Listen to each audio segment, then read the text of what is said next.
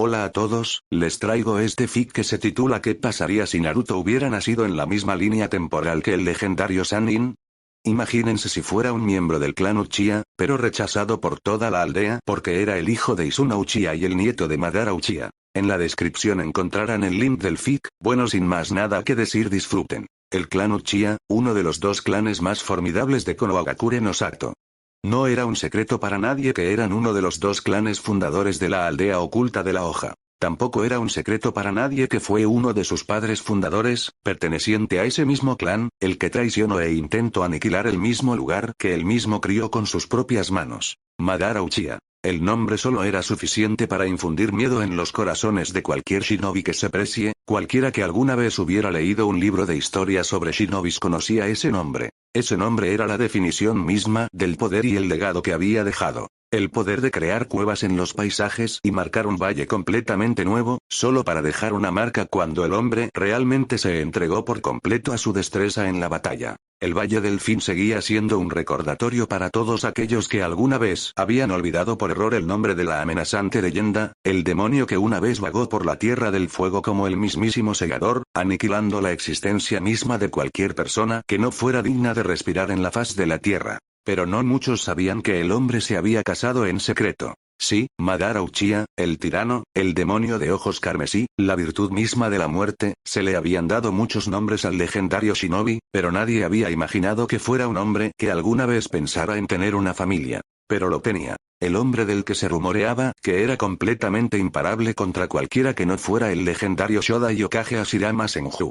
El mismo hombre que empuñaba el Mokuton, el único que alguna vez se enfrentó a Madara y vivió al día siguiente para contarlo. El hombre que tomó al señor de los Bijous, el Kyuubi, y lo tuvo en la palma de sus manos con una simple mirada de sus ojos amenazantes. Ese hombre tenía una familia. Se casó con una mujer sencilla y tuvo un hijo.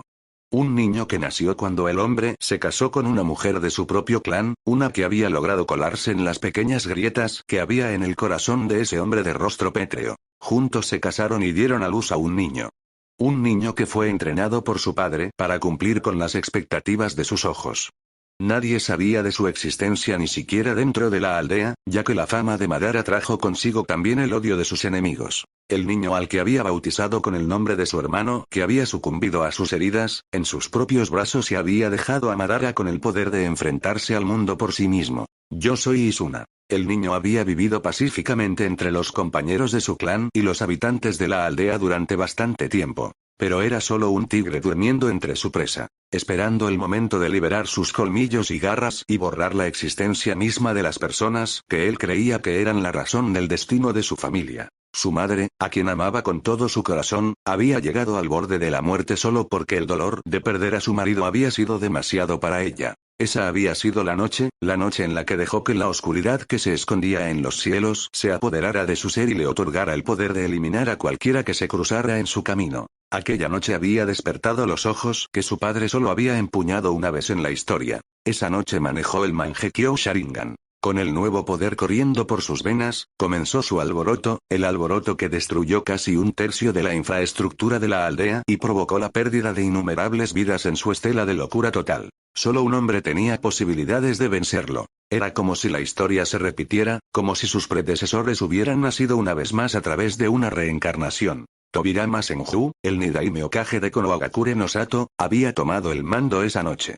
Fue él quien se paró frente al hombre loco y detuvo su matanza a mitad de camino antes de que pudiera continuar más. Seguramente no estaba ni cerca de los niveles de poder que alguna vez tuvo su hermano mayor, Hashirama Senju. Pero después de años de experiencia como shinobi y como Hokage de la aldea, pocos se atrevieron a desafiarlo a una pelea. Sin embargo, Izuna Uchiha no era un hombre cualquiera.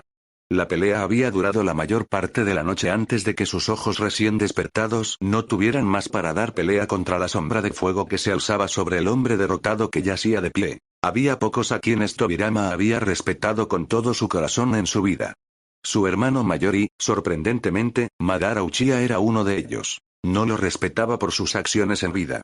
No, eran vergonzosas a sus ojos. Respetaba al hombre por su fuerza y su carácter. El hombre se comportaba como un hombre de su estatura debía hacerlo. Y por eso contaba con el respeto de Tobirama. Pero, por encima de todo, lo que Tobirama más respetaba era el corazón amoroso de Madara. Sí, eso era lo que Tobirama sabía que era verdad, sin importar lo ridículo que sonara para cualquier otra persona. Había estudiado bastante sobre el poder que se escondía detrás de esos ojos carmesí.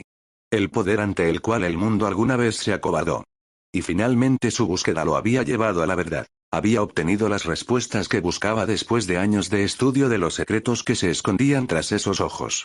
Al final, la respuesta era bastante simple. Odiar. Esa fue la respuesta que se le mostró por los frutos de su trabajo. Cuanto mayor sea el odio en el corazón del portador, mayor será la destreza visual. Pero Tobirama sabía que era una contradicción en sí misma. Si el odio era la clave para liberar el poder que se escondía detrás de esos ojos, el trauma tenía que haber surgido de un detonante que llevó a su portador a ese odio. Y una vez más el legendario Senju había ideado la respuesta. Esta vez también la respuesta era muy simple, siempre a la vista de todos, pero nadie se molestó en cuestionarla. Amar. Ahora bien, ¿cómo se relacionan el amor y el odio? En realidad, son polos opuestos, como la luz y la oscuridad, el yin y el yang. Pero ahí estaba la clave de su respuesta. Para que existiera la luz, también existía la oscuridad. El yin y el yang siempre estaban en perfecta armonía, pues sin uno no podía existir el otro. Cuanto mayor era el amor que un Uchiha escondía en su puro corazón, mayor sería el odio que sentiría cuando fuera aplastado por el mundo. Mientras Tobirama se mantenía erguido, con su sombra sobre su oponente derrotado, el Uchiha había pedido un último deseo. Tobirama Senju fue muchas cosas en la vida. Tranquilo, estoico, calculador, lógico, engañoso, un genio. Pero deshonroso no era uno de ellos. Al igual que todos los Senju y todos los Uchiha, mantenía una cosa por encima de todas las demás: honor. Y no había nada más deshonroso que negar las últimas palabras de un hombre que exhalaba su último aliento en el mundo. Así que se agachó mientras el moribundo le susurraba su último deseo al oído. Nunca Tobirama había estado tan cerca de sufrir un paro cardíaco como en ese preciso momento. Sus ojos abiertos, asombrados e incrédulos, miraron fijamente al moribundo Uchiha, que simplemente sonrió tristemente con una calidez en sus ojos que nunca estuvo presente ni una sola vez durante su batalla. Tobirama observó cómo sus ojos se apagaban, mientras la vida dentro de ellos desaparecía cuando su pecho dejó de respirar agitadamente y falleció en paz. Tobirama nunca creyó en supersticiones, pero en ese preciso momento el concepto no le resultó demasiado extraño, pues había sucedido una vez más ante sus propios ojos. La historia se había repetido y él mismo había sido testigo de ello. Se agachó y puso la palma de la mano sobre los ojos de Onis sin vida del hombre. Su mano se deslizó hacia abajo con suavidad y cerró los párpados del hombre caído en señal de respeto y pesar. Ese día, había dejado huérfano a otro niño y había quitado de su vida la sombra de su padre. Pero le había dado su palabra al moribundo de que se haría cargo de su legado en su lugar, y estaría condenado si dejaba que esa promesa se desperdiciara. No te preocupes, Izuna, tu legado está a salvo conmigo, te lo prometo.